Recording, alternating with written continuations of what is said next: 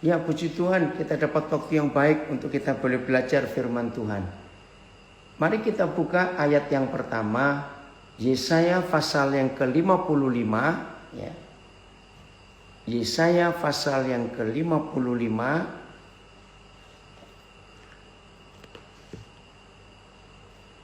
Ayat yang ke-7. Yesaya 55 ayat yang ke-7. Baiklah orang fasik ya meninggalkan jalannya, dan orang jahat meninggalkan rancangannya. Baiklah ia kembali kepada Yahweh, maka dia akan mengasihaninya, dan kepada Tuhan kita, sebab ia memberi pengampunan dengan limpahnya. Yesaya 55 mulai ayat 7. Hari ini kita mau belajar saudara, bahwa Tuhan itu punya cara dan punya jalan yang berbeda dengan kita. Puji Tuhan, Frankfurt hadir ya. Saya ulangi lagi, Tuhan itu, Bapa kita itu punya cara dan punya jalan yang berbeda dengan kita.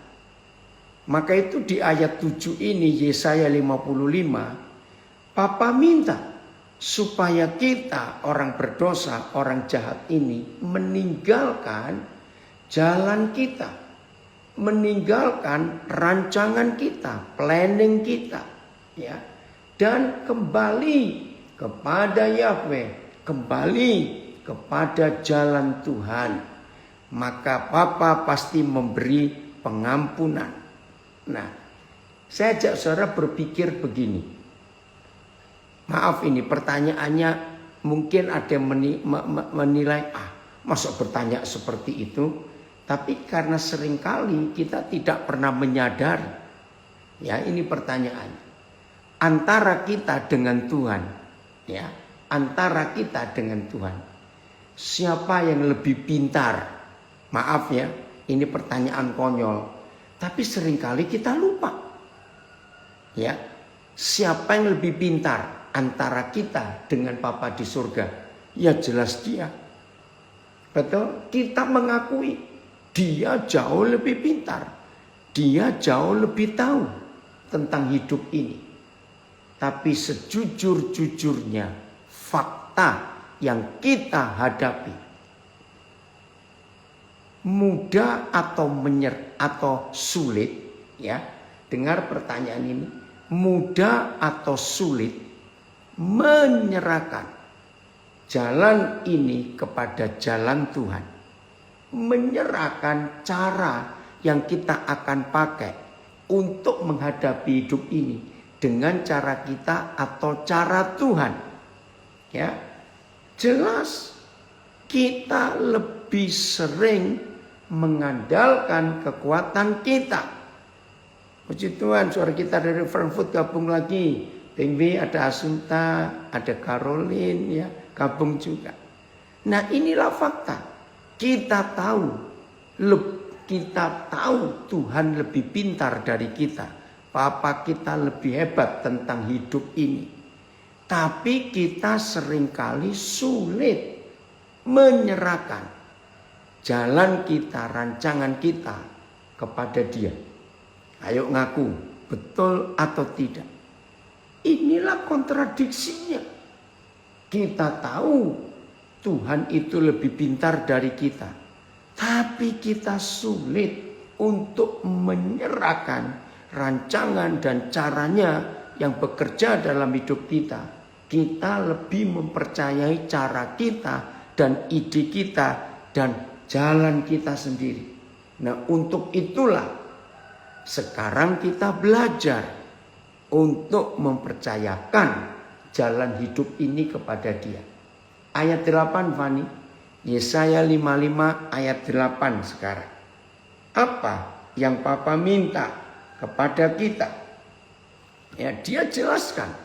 Ya, ayat 8 pasal 55 kitab Nabi Yesaya. Sebab rancanganku Ya, perhatikan. Sebab rancanganku, jalanku, caraku bukanlah rancanganmu, dan jalanmu bukanlah jalanku. Demikianlah firman Yahweh. Ya, ayat 9. Ya, jelas beda apa yang kita pikirkan. Ya, ayat 9 sekarang. Oke, paham ya? Seperti tingginya langit dari bumi. Saudara bayangkan jauhnya. Langit ke bumi. Seperti tingginya langit dari bumi. Demikianlah tingginya jalanku dari jalanmu, dan rancanganmu dari rancanganku. Rancanganmu, maaf, jauh sekali jaraknya. Beda sekali. Ya, kita nggak usah ngelihat langit dengan bumi. Ya, lihat rel kereta api. Ya, rel. Itu kan jaraknya nggak jauh, cuma berapa meter saja. Tapi rel kereta api itu tidak pernah bisa bertemu. Nggak bisa. Selalu ada jarak. Nah, saudara, kalau kita mengakui bahwa jalan kita dengan jalannya Papa kita itu beda. Rancangannya dengan rancangan kita, planning kita itu beda.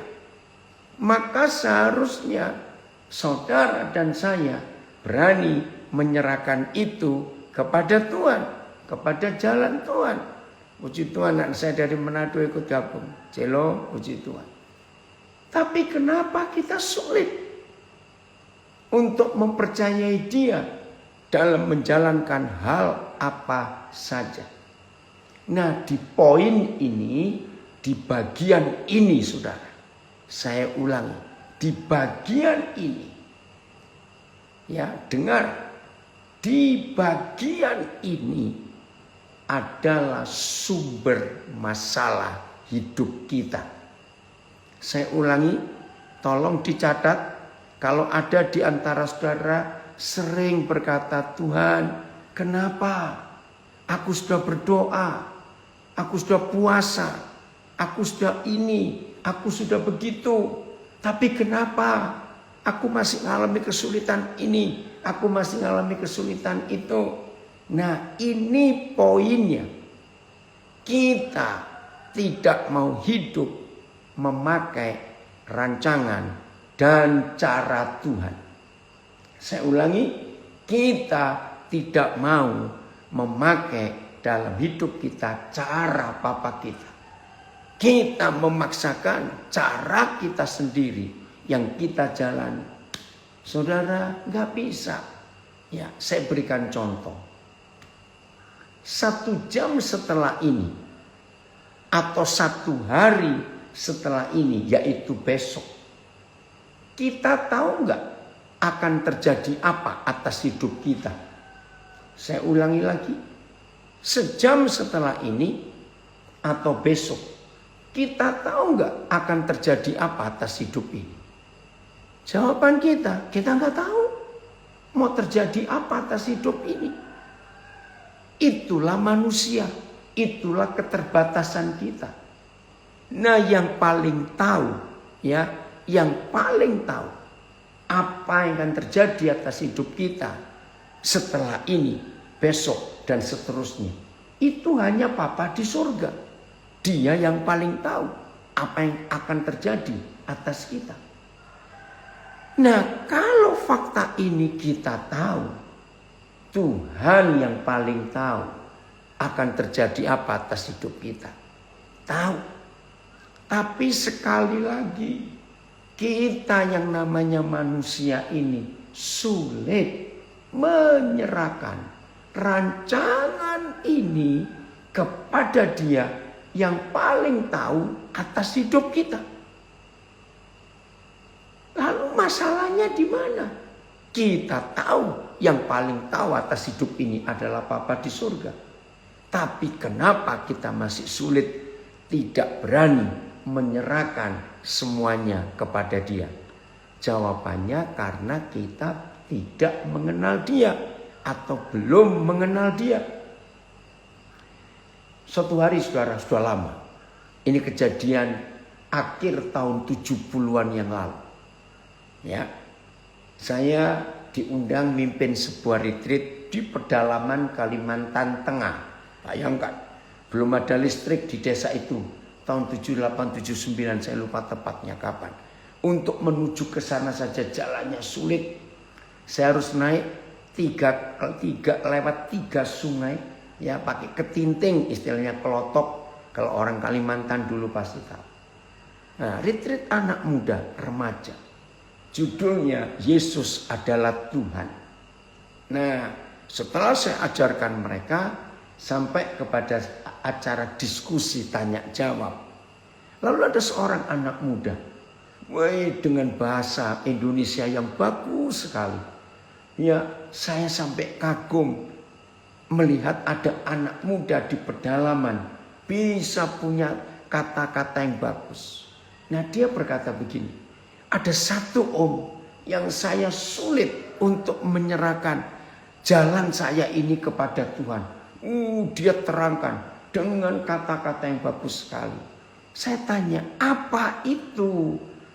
Kenapa kamu begitu sulit menyerahkan hal itu kepada Tuhan? Saya tanya, saya ingin tahu. Hati saya betul ini anak hebat sekali. Begitu dia jawab, saya mau marah saudara.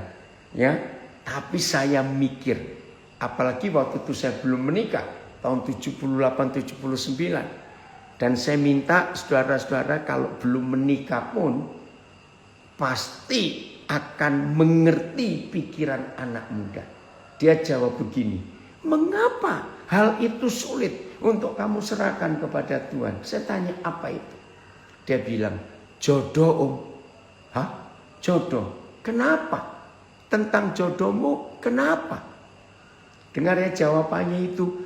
Dari saya iba, saya kagum pada anak ini sampai saya jengkel saudara. Kenapa jengkel? Dia bilang begini, kenapa jodohmu, bagian jodohmu kamu takut untuk kamu serahkan kepada Tuhan? Saudara jawabannya ya, dengar baik-baik. Saudara kan setuju kalau saudara melihat ini ya. Jawabannya begini, takut dikasih yang jelek om. Kira-kira kalau saudara belum menikah, setuju juga enggak mendengar jawaban anak muda ini? Kenapa dia takut menyerahkan jodohnya kepada Tuhan? Ternyata dia takut dikasih yang jelek. Ayo, betul tidak saudara? Kira-kira kita begitu juga bukan? Ya. Nah, ini satu bukti bahwa Tuhan seringkali kita salah mengerti. Saya ulangi, seringkali kita anggap Tuhan bodoh, maaf. Maka itu kita sulit menyerahkan hal itu kepada Bapa kita. Nah, maka itu saudara penting sekali sekarang ini kita cek, kita tes. Ya, kira-kira apa yang masih sulit untuk kita percayakan kepada Tuhan dalam hidup kita? Ya, apa yang masih sulit? Kita harus tanyakan dalam hidup ini. Oh, ternyata masih banyak hal. Maka itu rancangan-rancangan apa yang kita masih belum berani serahkan itu kepada Tuhan. Nah, kalau hari ini kita mengambil keputusan, kita berani menyerahkan semua jalan hidup kita kepada Bapa di surga, maka hidup ini akan mengalami hal-hal yang dahsyat. Oke. Fani siapkan Keluaran 33 ayat 15. Sekarang kita akan bandingkan hidup kita dengan Musa. Ya, saya ulangi. Kita akan bandingkan hidup kita dengan Musa. Ya, saya tanya lagi hal yang sama. Seperti yang pertama saya nyatakan tadi. Tapi jangan marah ya. Antara Musa dengan kita. siapa lebih hebat, siapa lebih jagoan, siapa lebih pintar, siapa lebih punya pengalaman. Ingat loh, Musa dididik di Mesir. Ayat 15, Fani, 33 ayat 15. Musa dididik di Mesir dengan ilmu yang luar biasa. Tapi toh suatu hari dia berkata seperti ini. Dan itu buat saya terharu. Kalau pribadi yang sehebat Musa saja tidak berani jalan dengan caranya sendiri, tapi dia minta Bapa di surga yang menuntun.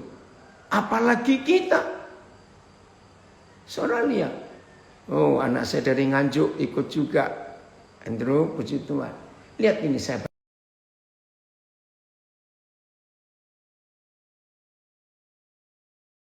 Katalah Musa kepadanya, jika engkau sendiri, ini doa yang luar biasa. Jika engkau sendiri tidak membimbing kami, janganlah suruh kami berangkat dari sini. Terjemahan yang lain, Musa pun berkata kepadanya, jika kehadiranmu tidak, ini hal yang, jika kehadiranmu tidak menyertai kami, jangan membawa kami dari sini. Saudara coba lihat, begitu hebatnya Musa. Terus terjemahan yang lain lagi, BIS. Jawab Musa, kalau Yahweh tidak ikut dengan kami, saudara perhatikan ya, ini doa yang luar biasa. Kalau Yahweh sendiri tidak ikut dengan kami, jangan suruh kami meninggalkan tempat ini. Terjemahan yang lain lagi.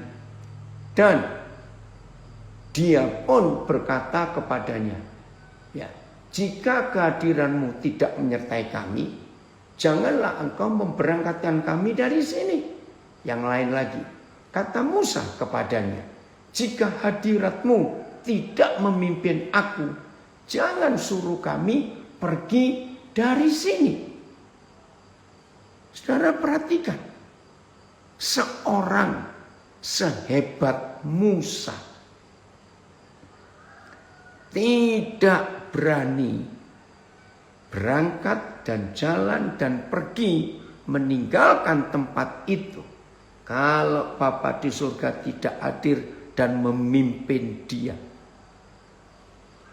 Saudara, sudah hampir pertengahan bulan November. 6 minggu lagi tahun ini habis. Kita masih belum tahu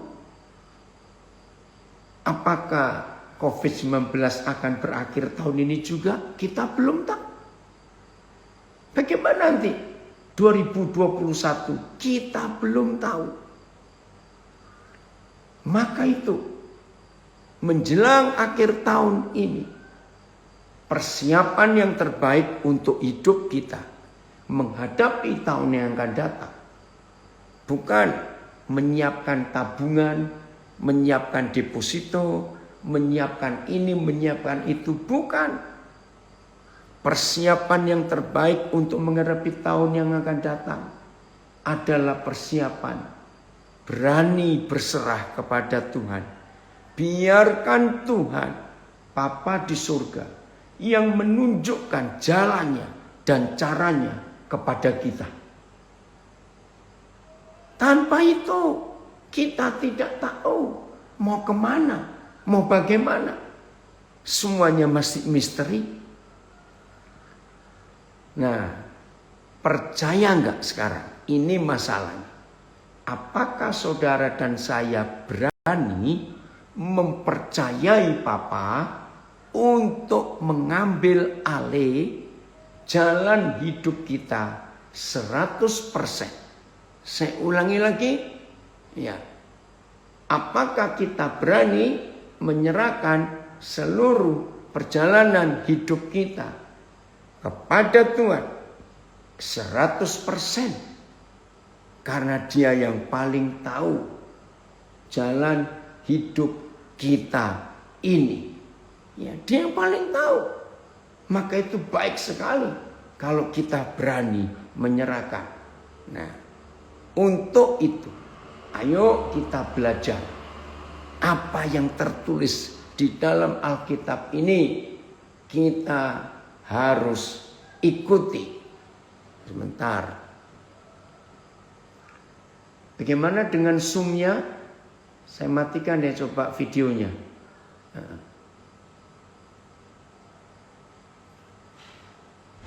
Bagaimana dengan Zoom? Maaf ya yang di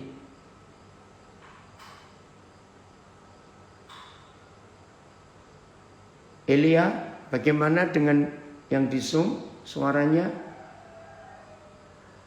putus-putus ya? Oke.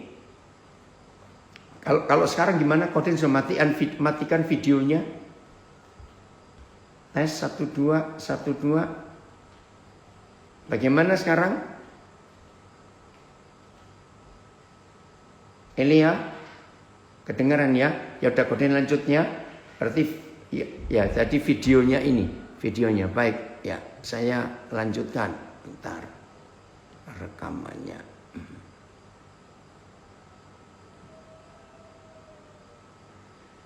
Nah, setelah sampai pengalaman Musa ini, ya, apakah kita berani menyerahkan jalan hidup kita kepada Bapa yang paling tahu siapa kita? Ya, puji Tuhan, kalau hari ini sebelum tahun ini berakhir, kita mau dan berani menyerahkan jalan hidup kita kepada Dia, karena Dia yang paling tahu kita. Ini sebuah konsep yang luar biasa. Nah, pasti kita akan bertanya begini kepada Bapa di surga. Maaf ya, ini pertanyaannya. Kira-kira Bapa di surga sedalam apa tahu tentang kita? Ya, ini pertanyaan penting. Sebelum saudara dan saya berani menyerahkan jalan hidup kita 100% kepada Tuhan, saya ulangi, sebelum kita berani menyerahkan seluruh 100% perjalanan hidup kita kepada Bapa di surga, maka kita harus tahu fakta ini. Fakta apa? Sedalam apa? Sejauh mana Bapa di surga tahu tentang kita? Nah, kalau saudara dan saya sudah bisa mengetahui sejauh apa, sedalam apa Bapa mengenal kita, maka kita pasti berani mempercayakan jalan hidup ini kepada Dia. Mari kita buka.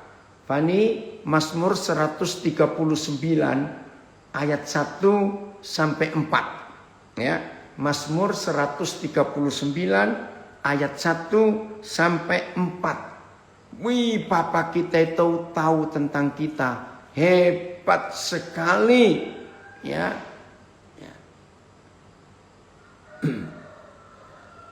Udah?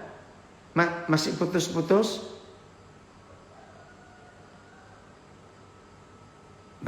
Bagaimana? Sebentar, masih putus-putus? Enggak ya? Oke, saya lanjutkan.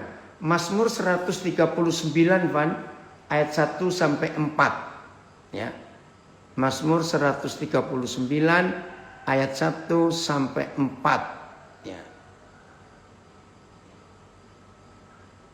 Puji Tuhan, dari Lampung hadir ya dengan kesaksian yang luar biasa. Oke.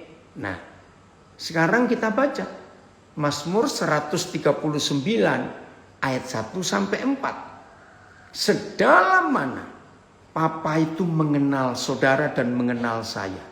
Sejauh mana Dia mengenal kita? Ini dia, Mazmur 139 ayat 1 sampai 4. Van, satu terjemahan saja.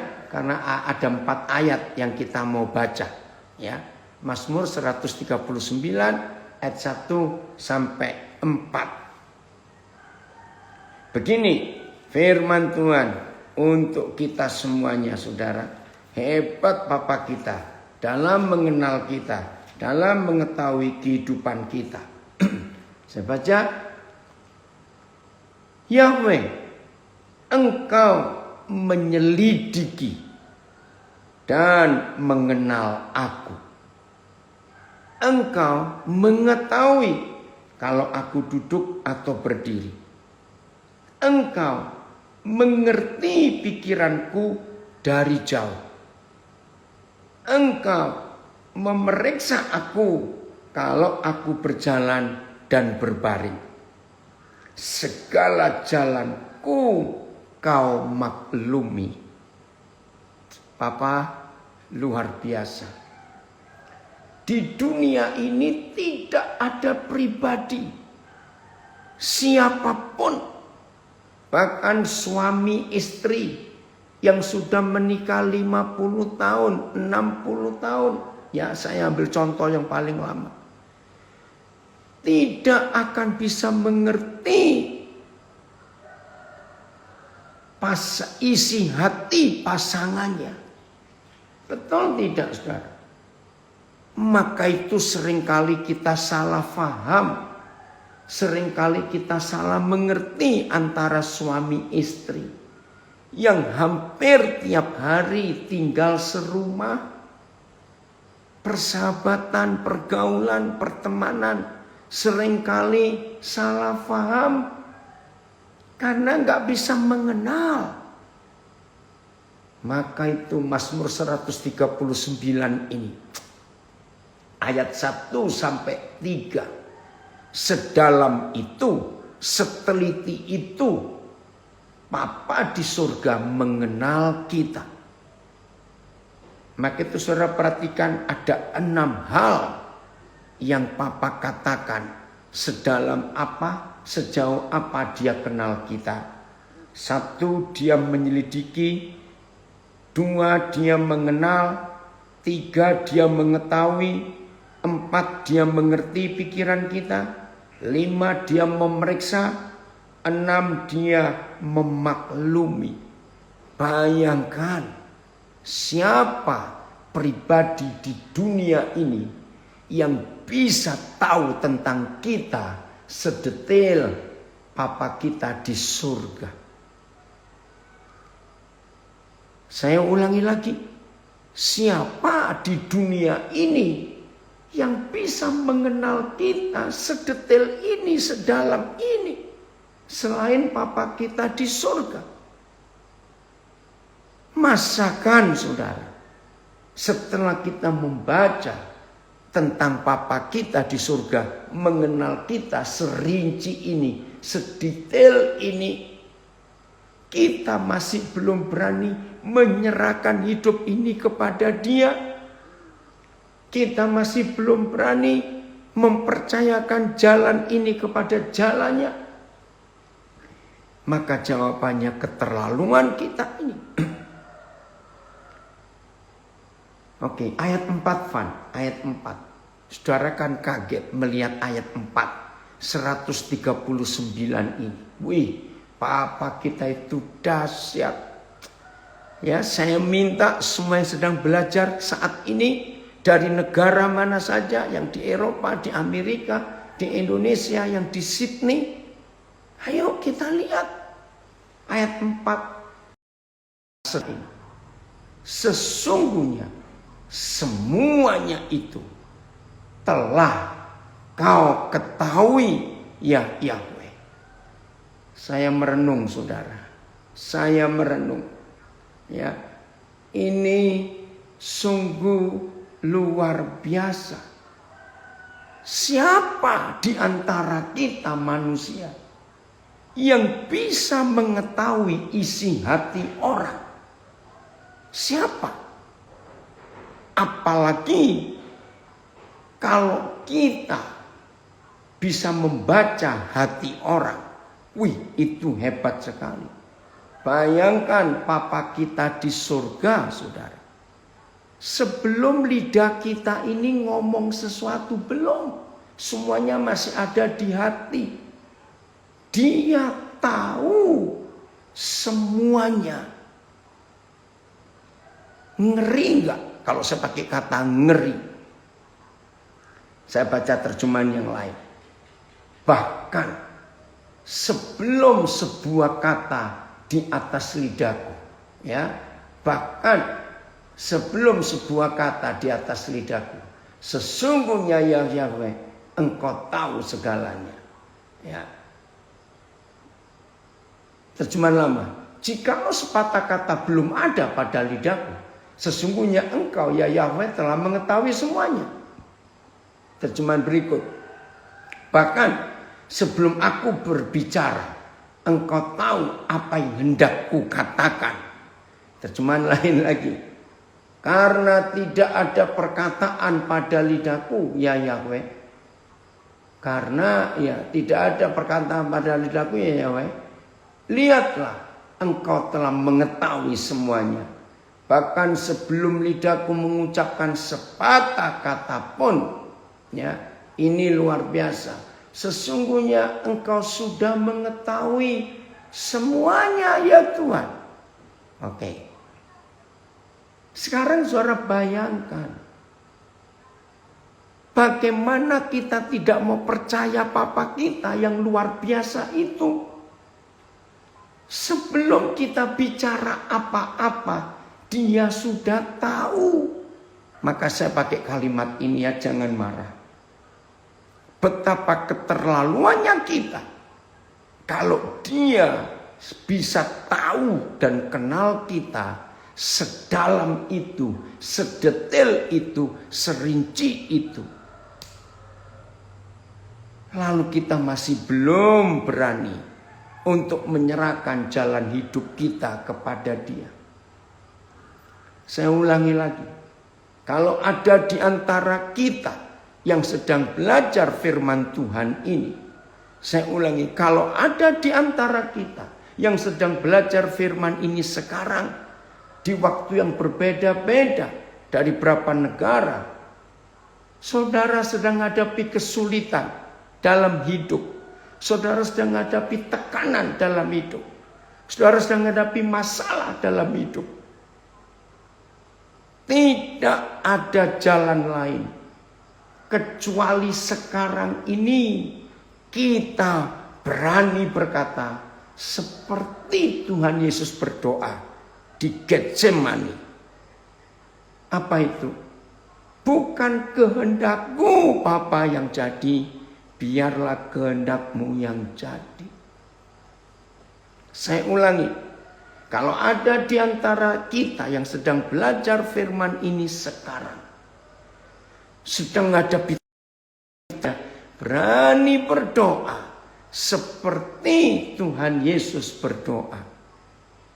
Bapa, bukan kehendak-Mu yang jadi, kehendak-Mu jadilah.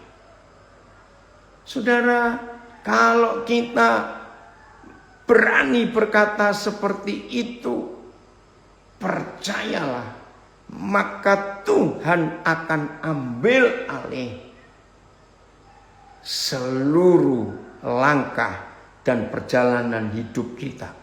Saya ulangi lagi, kalau saudara sudah berani berdoa berkata seperti Tuhan Yesus, bukan kehendakku yang jadi, tapi kehendak-Mu jadilah, maka sejak detik ini Bapa akan ambil alih semua perjalanan dan langkah hidup kita. Wih, itu luar biasa. Maka itu tadi ketika saudara kita, worship leader kita, Bambang memilihkan pujian. Ada banyak yang kau tak mengerti jalan-jalan Tuhan.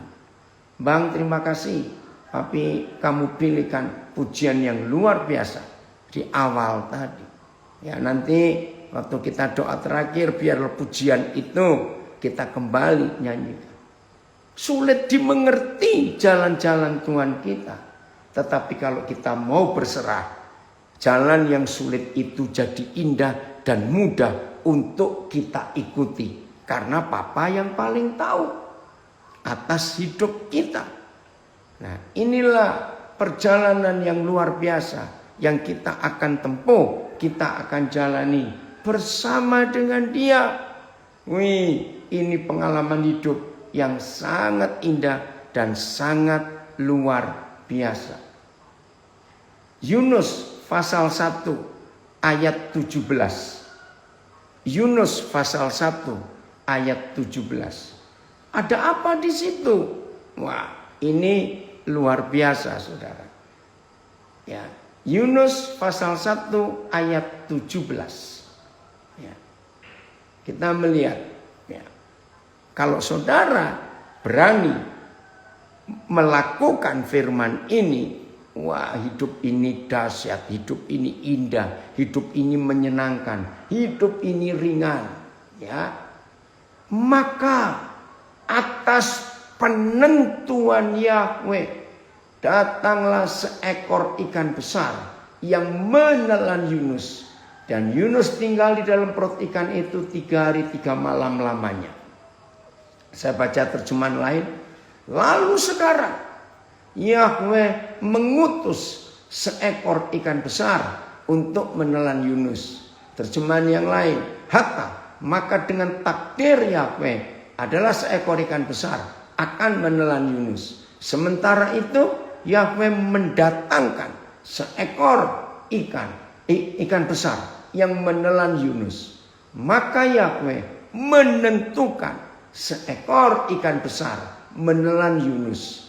Kemudian atas penentuan Tuhan, seekor ikan besar menelan Yunus. Maka Yahweh menetapkan yang ketika itu datanglah seekor ikan besar lantas menelan Yunus. Saudara, ini intermezzo, guyonan saja. Kalau ada guru-guru sekolah minggu masih mengatakan kata begini, anak-anak, maka datang seekor ikan besar memakan Yunus. Salah. Saudara perhatikan, Tuhan tidak berkata kepada ikan itu suruh makan Yunus. Lihat, suruh menelan, bukan suruh makan. Ayo, apa bedanya menelan dan makan? Ya jelas beda. Kalau makan itu dikunyah. Bayangkan Yunus jadi lembut, maaf. Ikan ini diperintahkan menelan, bukan memakan. Ya, perhatikan. Jangan salah. Ikan itu enggak makan Yunus, dia menelan. Nah, Saudara, kira-kira unik enggak perintah ini kepada ikan itu? Nah, logikanya ikan itu kan dapat makanan. Wih, keren dong, enak dapat makanan. Ya, enggak. Ikan itu nurut, suruh menelan, bukan suruh makan. Inilah konsep yang kita harus ikuti dalam hidup ini. Begitu pula masih ingat ketika Elia di Sungai Kerit dalam keadaan kekeringan. Tuhan ngutus burung gagak membawa makanan kepada Elia. Dan yang dibawa itu daging. Saudara pernah sadar enggak? Gagak kan makannya daging. Seharusnya kan dia yang makan sendiri dong. Ngapain dia bawa itu ke Elia? Ngerti enggak contoh ini, Saudara? Jadi burung gagak saja mau diatur jalannya oleh Tuhan. Ikan besar saja mau diatur oleh Tuhan dalam hidupnya. Maka itu kata yang penting di Yunus 1 ayat 17, atas penentuan Yahweh. Tahu kata lain, atas penentuan, atas ketetapan, atas perintah, atas jalan yang Tuhan tunjukkan kepada ikan itu. Wih, luar biasa. Betul, atas penentuan. Saudara, kalau ikan saja mau nurut, mau diatur jalannya oleh Tuhan. Saya ulangi, kalau ikan saja mau nurut, mau diatur jalannya oleh Tuhan, jauh lebih bisa nurut atas apa yang Tuhan tentukan atas kita. Nah, waktu saya masih jadi guru sekolah minggu, saya mendapatkan rahasia kecil di kitab Yunus 1 ayat 17. Apa itu rahasianya? Begini saudara, tiba-tiba saya kepikir. Saudara percaya enggak? Ini saya ngomong kepada anak-anak sekolah minggu waktu itu. Saudara percaya enggak? Ikan besar itu pasti punya nama. Ya, coba pakai logika. Ikan besar itu pasti punya nama. Tapi jangan tanya saya namanya siapa, saya enggak tahu. Juga jangan tanya saya, itu ikan jantan atau ikan betina. Maaf, jangan tanya. Tapi saya tahu ikan besar itu punya nama. Loh, terus anak-anak itu tanya, Om, siapa namanya Om? Om kok tahu kalau dia punya nama? Nah, saya bilang maaf anak-anak, Om nggak tahu siapa namanya. Wih, ada satu anak yang kritis. Om, kalau Om bilang dia punya nama, tapi kok aneh, Om nggak tahu siapa namanya. Aduh, ini anak kritis betul. Ya, nah, puji Tuhan Jo, binatang aja bisa nurut padahal nggak ngerti apa-apa, betul. Saudara perhatikan pertanyaan anak ini. Om bilang ikan itu punya nama. Tapi kenapa Om bilang Om tidak tahu namanya siapa? Lah memang saya nggak tahu. Nah, saudara, lalu saya jawab begini loh pada anak itu. Terus anak itu ngerti. Saya tanya begini, kira-kira waktu itu di laut luas itu banyak atau sedikit ikan besar? Ayo, kamu ya yang tanya saya itu, kok Om nggak bisa tahu namanya? Padahal Om bilang ikan itu punya nama. Nah, dia jawab, ada banyak Om ikan besar.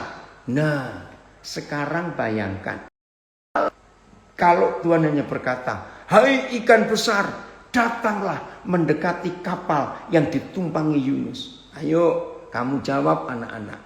Kira-kira datang berapa ekor ikan besar? 10? 100? Wih, di situ saya lihat mimik wajah anak-anak yang apa ya? Wow. Iya, banyak. Maka itu saudara, belajarlah kepada anak-anak. Itu kata Tuhan Yesus. Maka itu saya suka belajar dengan anak-anak karena mereka itu polos. Ya, mereka itu luar biasa. Nah, salah satu kalau saya belajar dari anak-anak, ngelihat wajah mereka. Kalau mereka nggak ngerti, saudara, lalu kita jelaskan, lalu kita terangkan sampai anak itu mengerti. Ya, tolong perhatikan ya. Saya aja nggak pernah punya anak, tapi bisa tahu karena saya sering kumpul anak-anak. Saya paling suka melihat wajah, mimik wajah, ekspresi wajah anak-anak dari bengong nggak ngerti, lalu dijelaskan dan mereka itu ngerti. Saya harap suara yang tua-tua ini ngerti, yang gede. Kira-kira ngerti nggak saudara konsep ini ya? Ya maaf loh, maaf. Kalau saudara nggak pernah kumpul anak-anak, nggak pernah punya pengalaman seperti yang saya baru katakan ini. Wih, wajah mereka saudara, ekspresinya itu mengagumkan. Oh saudara, oke Jo, jangan ngomong begitu, kamu itu anak saya dari Bali yang baru komentar di Zoom. Apa? Itulah anak-anak. Ketika saya bilang, kalau Tuhan panggil, hai ikan besar, datanglah. Wih, Yunus nggak jadi ke Niniwe. Loh kenapa Yunus nggak jadi ke Niniwe? Karena Yunus sudah dititili, itu bahasa Jawa. Fani tolong tulis terjemahan bahasa Belanda, dititili itu apa? Ya, Yunus digigitin kecil-kecil. Karena direbut oleh sekian banyak ikan besar. Nah, jadi saya jelaskan ke anak-anak itu, maaf anak-anak, Om nggak tahu siapa namanya ikan besar itu. Tapi yang jelas dia punya nama, maka itu yang datang cuma seekor. Maka Sifan ditayangkan lagi. Lihat saya baca lagi ya, Yunus 1 ayat 17. Maka atas penentuan Yahweh datanglah seekor, suara catat, seekor ikan besar yang menelan Yunus. Luar biasa. Inilah jalan Tuhan yang seringkali kita sulit mengerti. Nah, begitu pula ketika Yunus sudah sampai di Niniwe, maka ada perintah atas penentuan Yahweh juga, ikan itu memuntahkan Yunus ke darat. Bayangkan, ikannya nurut, sudah dibawa keliling-keliling 3 hari 3 malam. Ikannya mikir, aku sudah makan kok nggak kenyang-kenyang ya, kena apa ini? Mungkin kalau ikannya kayak kita, wah mungkin aku ini salah pencernaan. Apa Anita? Ya, saya mau baca ini. Saudara kita, Anita, saya pilih jadi ikan kecil saja deh. Bisa menyelamatkan 5.000 jiwa. Daripada satu ikan besar cuma menyelamatkan 1 jiwa. Ya, guyon ya Anita. Saudara, lihat. Ikan saja bisa nurut atas penentuan. Nah, Yunus pasal 4, Van. Mulai ayat 1. Satu terjemahan aja, Van. Kita akan belajar. Oh, de Heere had echter gezocht voor in. Ya, for in apa itu bahasa Belandanya tadi ya? Ya, sudah. Sekarang kita lihat Yunus pasal 4. Ya, Yunus pasal 4. Mulai ayat 1. Kita melihat lagi Yunus 4 mulai ayat 6. Perhatikan. Lalu atas penentuan Yahweh Tuhan tumbuhlah, ya. Mana? Ya, lalu atas penentuan Yahweh Tuhan tumbuhlah sebatang pohon jarak melampaui kepala Yunus untuk menaunginya, agar Yunus terhibur daripada kekesalan hatinya. Yunus sangat bersuka cita karena pohon jarak itu. Nah, atas penentuan Yahweh Tuhan, atas penentuan. Nah, bayangkan pohon jarak saja nurut atas penentuan Tuhan, tumbuh. Udah ayat 7. Tetapi keesokan harinya, ketika fajar menyingsing, perhatikan firman yang sama. Atas penentuan Tuhan. Lagi ya, datanglah seekor ulat yang menggerek, yang makan akar. Ya, itu dia artinya. Yang menggerek, yang makan akar pohon jarak itu, sehingga layu mati. Ulat, saudara, perhatikan. Ulat saja nurut atas penentuan Yahweh. Ulat. Maaf ya. Ulat. Kenapa saya menekankan kata ulat ini? Karena ulat yang hampir semua perempuan pasti geli kalau lihat ulat. Tapi ulat saja bisa jadi alat Tuhan.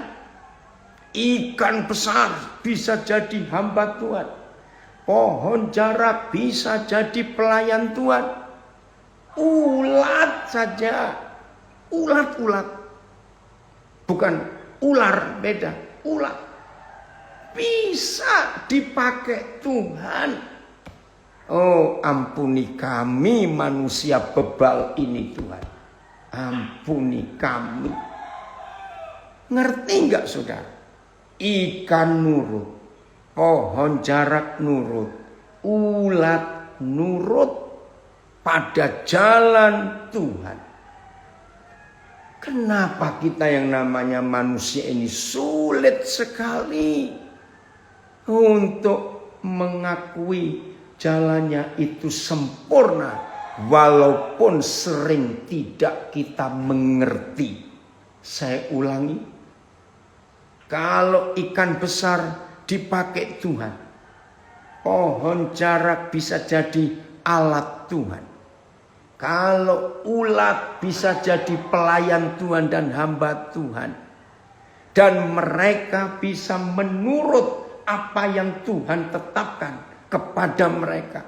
Seharusnya saudara dan saya, manusia yang mengaku pintar ini, harusnya kita lebih mudah menurut. Tapi faktanya kita lebih bebal dan bandel dibanding mereka itu. Maka itu saya ulangi lagi, kalau ada di antara kita yang hari-hari ini sedang mengalami kesulitan, mengalami beban hidup yang berat, mengalami macam-macam, ayo kita berani berserah. Aku berserah, aku berserah kepada jalannya. Lanjut Van, ayat 8. Ya. Betul, jangan kita anggap remeh kepada makhluk yang menjijikkan, ulat itu. Ayat 8. Siapa lagi yang dipakai Tuhan dalam fakta ini? Ya, ayat 8 Yunus pasal 4. Ampuni kami Tuhan, ampuni kami. Segera sesudah matahari terbit, ya, maka lihat, maka atas penentuan Tuhan. Itu tidak manusia-manusia sok pinter ini terhadap angin timur ini. Angin saja nurut. Angin saja bisa jadi pelayan Tuhan. Saudara perhatikan. Atas penentuan Yahweh. Oh, Cikin dari Hofdorp baru masuk. Lihat, atas penentuan Yahweh, angin saja nurut. Saya baca lagi ayat 8, Yunus 4. Ya. Segera sesudah matahari terbit, maka atas penentuan Tuhan bertiuplah angin timur yang panas terik, sehingga sinar matahari menyakiti kepala Yunus. Lalu rebalah ia. Mana? Lalu rebalah ia lesu dan berharap supaya mati. Katanya, lebih baiklah aku mati daripada hidup. Yunus ngomel. Mati aja Tuhan kalau begini. Nah, saudara perhatikan. Angin itu bisa nurut dipakai Tuhan. Harusnya kita malu. Oke. Terus apa firman Tuhan kepada Yunus? Ini papa ngajak Yunus guyon. Dia bilang begini. Tetapi berfirmanlah Tuhan kepada Yunus. Layakkah engkau marah karena pohon jarak itu? Jawabnya. Wih, Yunus ini memang kurang ajar saudara ya. Jawabnya. Ya, sudah ditegur. Selayaknya lah aku marah sampai mati.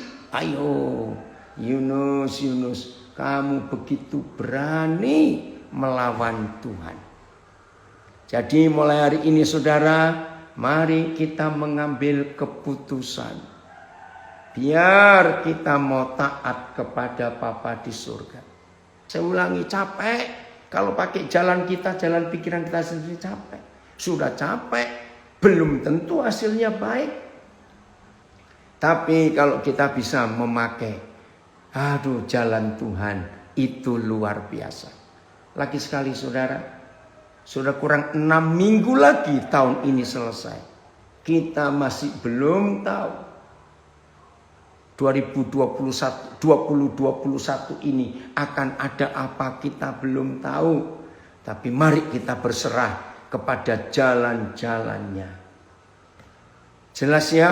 Wah, kalau kita hidup seperti itu, saudara, hidup ini indah, hidup ini menyenangkan. Betul Jo, seringkali kita sok pintar.